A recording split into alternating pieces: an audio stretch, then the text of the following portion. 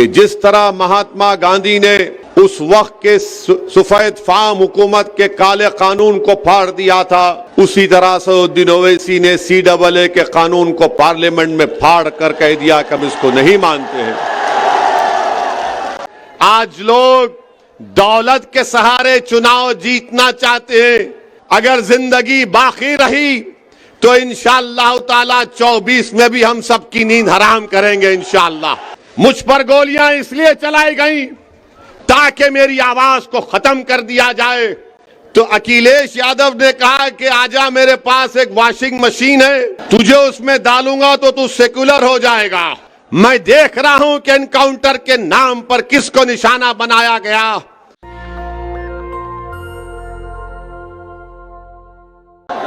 Piece party के सदर, वो इस विधानसभा के प्रत्याशी मोहतरम जनाब डॉक्टर साहब, मेरे बड़े भाई,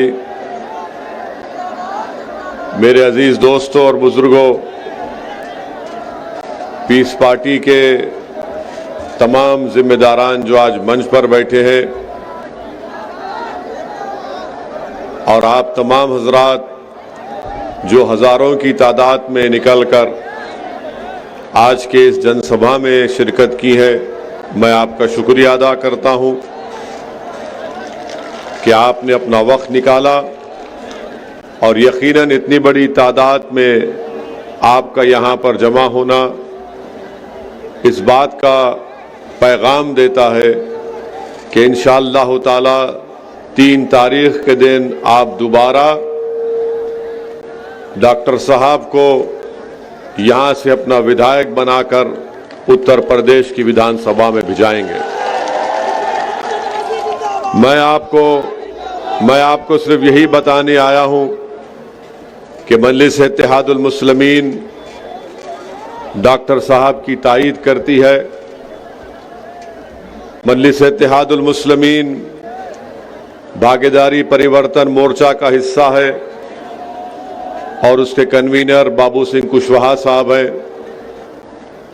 और हमने ये तय किया कि जहां भागीदारी परिवर्तन मोर्चा का प्रत्याशी नहीं होगा वहां पर डॉक्टर साहब की पार्टी की हम उसकी तायीद करेंगे, और जहां पर डॉक्टर साहब की पीस पार्टी का कैंडिडेट नहीं होगा वहां पर भागीदारी परिवर्तन मोर्चा की डॉक्टर साहब तायीद करेंगे।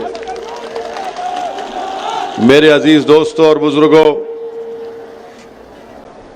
मैं सिर्फ आपको ये पैगाम देने आया हूं कि जब तक आप अपने नेता को नहीं मुंतखब करेंगे, कामयाब नहीं करेंगे, आपकी आवाज भारत की सियासत हो या उत्तर प्रदेश की सियासत हो, कोई आपकी आवाज को सुनने के लिए तैयार नहीं है। मैं आपको ये बताने आया हूं, इसकी मिसाल दे रहा हूं आपको। भारत की पार्लियामेंट में 540 की ऐवान है, 540 के करीब सांसद बैठते हैं। आपने देखा कि जब ट्रिपल तलाक का कानून मोदी सरकार बना रही थी तो किसने उसके खिलाफ आवाज उठाई? जब ट्रिपल तलाक का कानून 3 मर्तबा लोकसभा को लाया गया तो किसने संविधान के दायरे में रहकर दलीलें देकर उस कानून की धज्जियां किसने उड़ाई? किसने ये बताया पूरे मुल्क को कि ये कानून मुस्लिम महिलाओं को और परेशान करेगा और उनकी बर्बादी का बाइस बनेगा? समाजवादी भी थी, बसपा भी थी, कांग्रेस भी थी, और जो कुछ मैं कह रहा हूं वो हर चीज रिकॉर्ड में यूट्यूब पर शामिल है, मौजूद है, आप देख ले सकते हैं। जब CAA का काला कानून लाया गया तो उस CAA कानून के खिलाफ किसने कहा कि ये मजहब की बुनियाद पर बनाया गया कानून भारत के संविधान के खिलाफ है? किसने सारी दुनिया को और देश को बताया कि हम इस कानून को नहीं मानेंगे?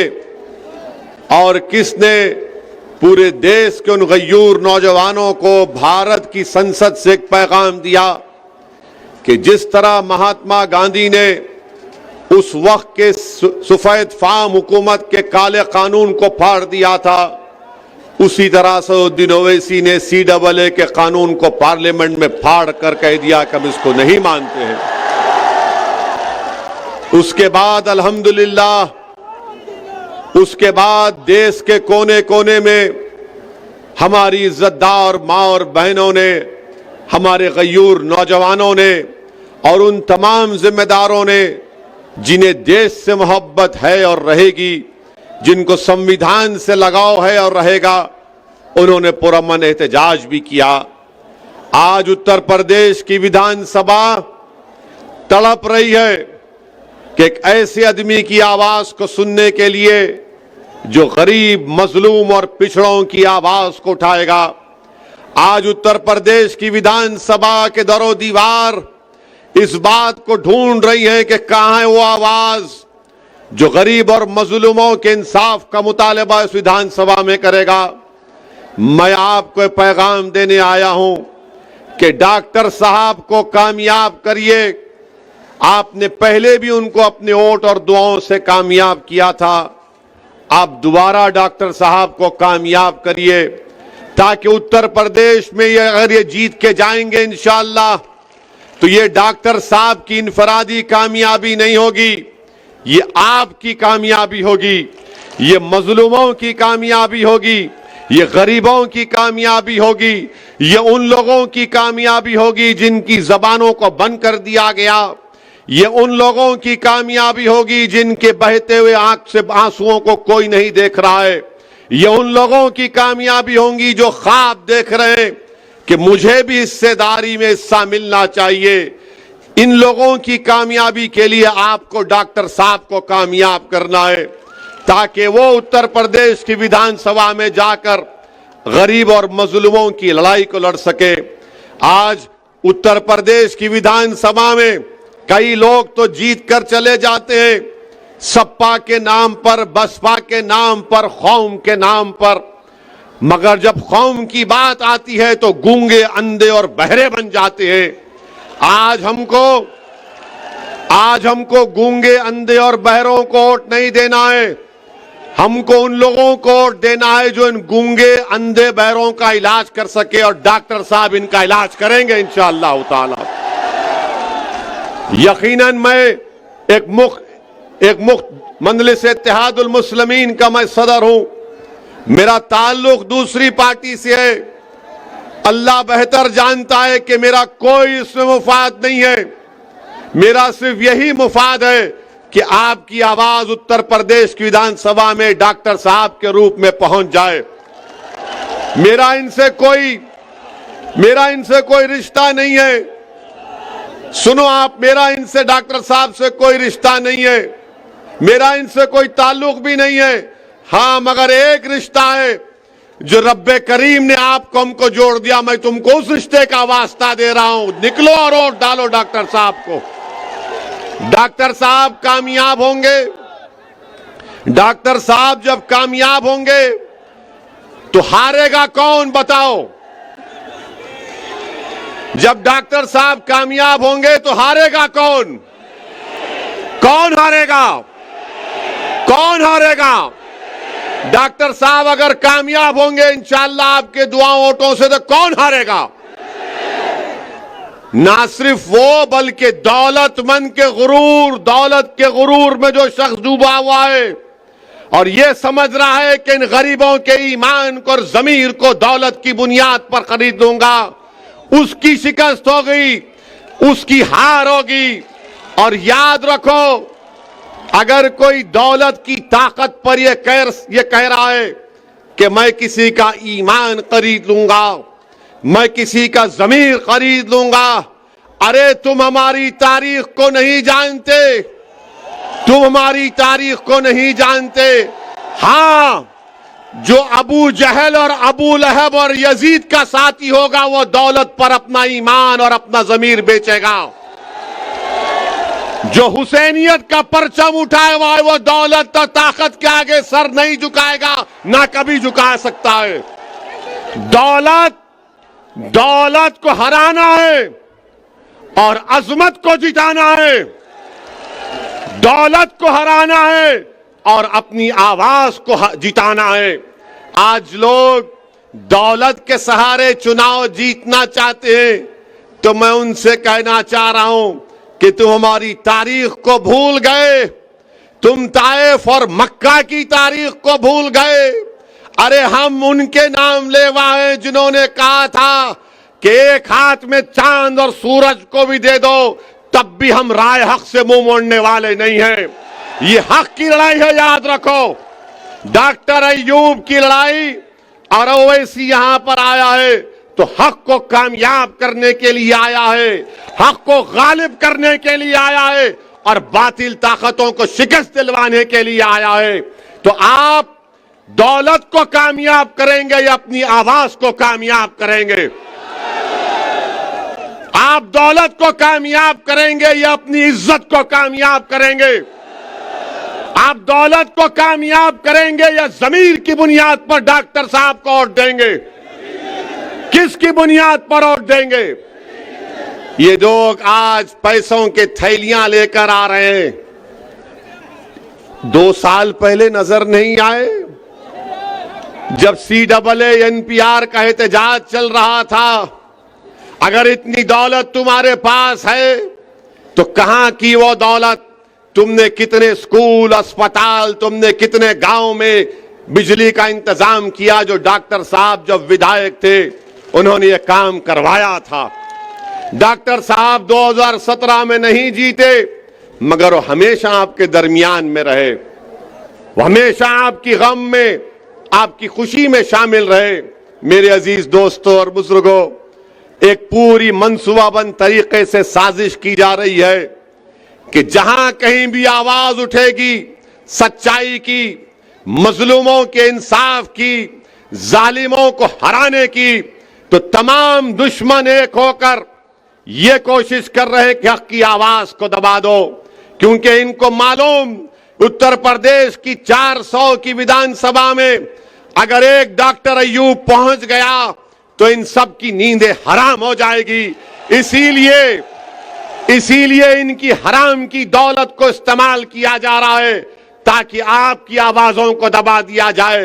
अरे डॉक्टर अय्यूब की जिंदगी आपके सामने कोई अहमियत नहीं रखती। हम सब इस दुनिया में आए हैं तो जाएंगे, मगर याद रखो कौन तुम्हारे लिए लड़ेगा, कौन तुम्हारी नाइंसाफी के खिलाफ आवाज बुलंद करेगा, कौन तुम्हारी हक को जताने के लिए सारी दुनिया के सामने कहेगा उत्तर प्रदेश की विधानसभा में कि खलीलाबाद की जनता हो, पूर्वांचल की जनता हो, उत्तर प्रदेश की जनता हो, मैं इन पर जुल्म को बर्दाश्त नहीं करूंगा। बताओ कौन तुम्हारी आवाज उठाएगा? असदुद्दीन ओवैसी इसी बात को समझते हुए, महसूस करते हुए मैं आपके दरमियान में आया हूं और मैंने डॉक्टर साहब से कहा, डॉक्टर साहब अगर जिंदगी बाकी रही तो इंशाअल्लाह ताला 24 में भी हम सबकी नींद हराम करेंगे इंशाअल्लाह। तो जो दुश्मन दौलत लेकर आ रहा है प्यारे, थोड़ी बचा के रख, 24 में फिर आएंगे हम। कहीं ऐसा ना हो कि डॉक्टर की मोहब्बत में तू खुद, तेरी दौलत खत्म हो जाएगी, मगर 24 में हम आएंगे। मेरे पास भी कोई दौलत नहीं है, मेरे पास भी कुछ दौलत नहीं है। लोग बोलते हो इसी के पास क्या है? मेरे पास ईमान की दौलत है और वही मेरे लिए काफी है। मेरा ज़मीर जिंदा है, मेरा ज़मीर जिंदा है और इंशाअल्लाह जिंदा रहेगा। मुझ पर गोलियां इसलिए चलाई गई ताकि मेरी आवाज को खत्म कर दिया जाए, क्योंकि जब देख लिए कि ये ताकत से डरने वाला नहीं है, जब देख लिए कि इख्तिदार से डरने वाला नहीं है, जब देख लिए कि दौलत इसको खरीद नहीं पाएगी, तो उन्होंने सोचा कि चलो गोलियों से इसको खत्म कर देंगे। अरे तुम गोलियां जितने चलाना है चलाओ, मगर याद रखो ओवैसी इस दुनिया में उस वक्त तक रहेगा जब तक अल्लाह चाहेगा, मगर जब तक अल्लाह मुझे जिंदा रखेगा, मैं आपके दरमियान में खड़े होकर दोबारा अज़म कर रहा हूं, अहद कर रहा हूं कि जालिम गोलियां चलाएगा, कुछ भी करेगा, मगर मैं आपकी आवाज को उठाता रहूंगा, लड़ता रहूंगा।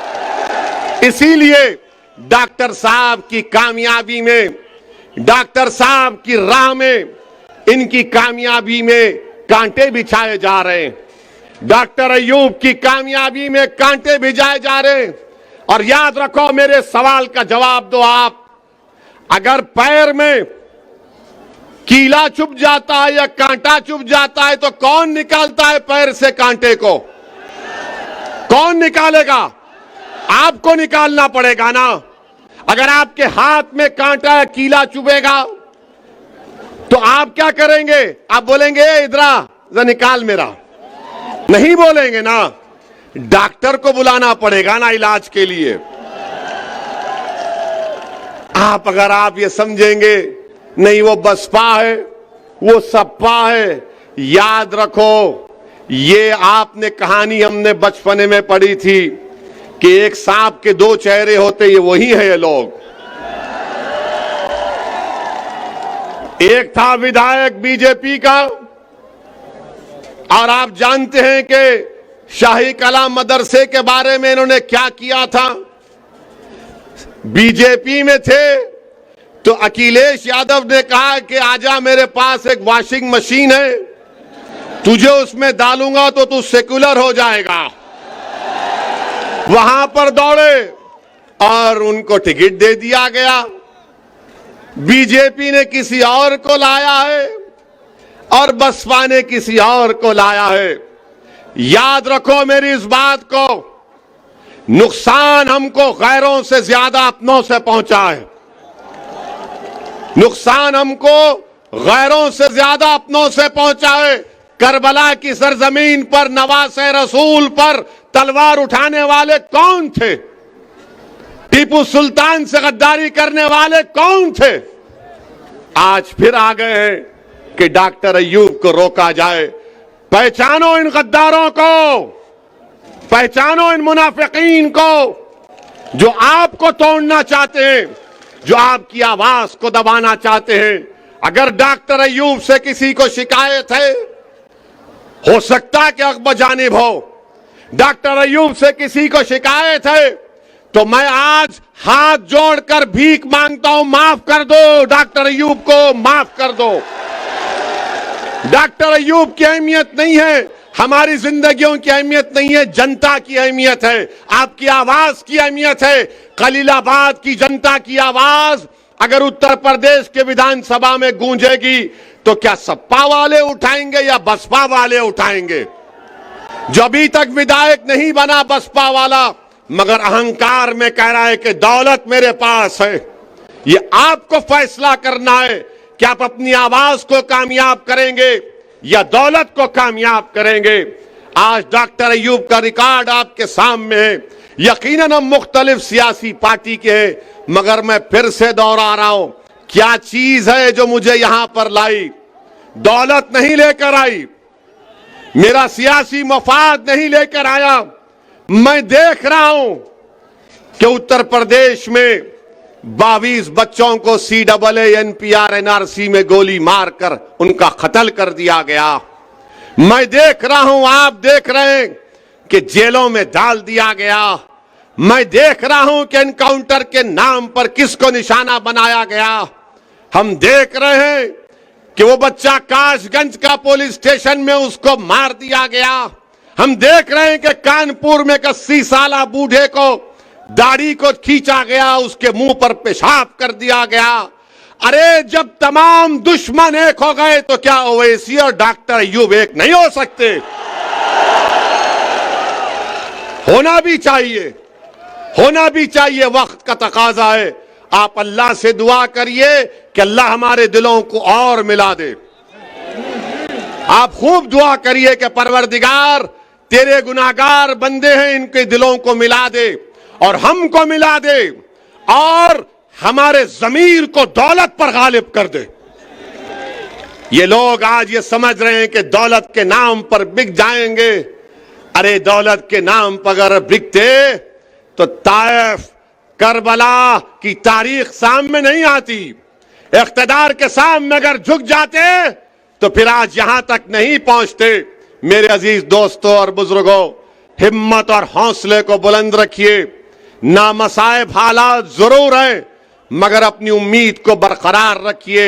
याद रखिए, वही लोग कामयाब होते हैं, वही कौम कामयाब होती है जो तूफानों में चिराग जलाने का हुनर सीख जाती है।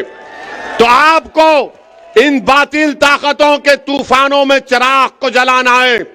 तो कोई दौलत के नाम पर आपको दबाना चाहता है, मैं आपसे अपील कर रहा हूं कि आपके एक चाहने वाले को पहचानिए, आपके हमदर्द को समझिए। डॉक्टर अय्यूब आपके हमदर्द हैं। एक सवाल का जवाब दो, अगर कल कोई दूसरी पार्टी का विधायक जीत गया और अगर डॉक्टर अय्यूब भी तुम्हारे सामने विधायक होंगे, तुम किसके पास जाकर कहोगे डॉक्टर मेरा काम करेगा नहीं करेगा? किसको बोल सकोगे? तुम बसपा के या बीजेपी के विधायक को बोल सकोगे? वहां पर हाथ जोड़कर जाना पड़ेगा, विधायक जी, विधायक जी, डर डर कर जाना पड़ेगा। सांस लेने की इजाजत भी नहीं होगी। मगर डॉक्टर अय्यूब कामयाब होंगे तो दूर से कहेगा अस्सलाम वालेकुम, ये डॉक्टर साहब किधर, दिखाई नहीं दे रहे, आएंगे नहीं क्या गांव को? ये मिजाज पैदा करना पड़ेगा। यही मिजाज आपको कामयाब करेगा। पहचानो अपने दोस्त और दुश्मन को मेरे भाई। यही पैगाम देने आया हूं और इंशाअल्लाह ताला आता रहूंगा। क्या 3 तारीख के दिन आप गिलास के निशान पर बटन दबाएंगे? कितने लोग बटन दबाएंगे? हाथ उठाइए। कितने लोग दौलत को ठुकराएंगे? कितने लोग दौलत को ठुकराएंगे? तो आपको मुबारकबाद। और याद रखिए, डरना नहीं। जब डरेंगे तो क्या उस बच्ची ने क्या नारा लगाया था?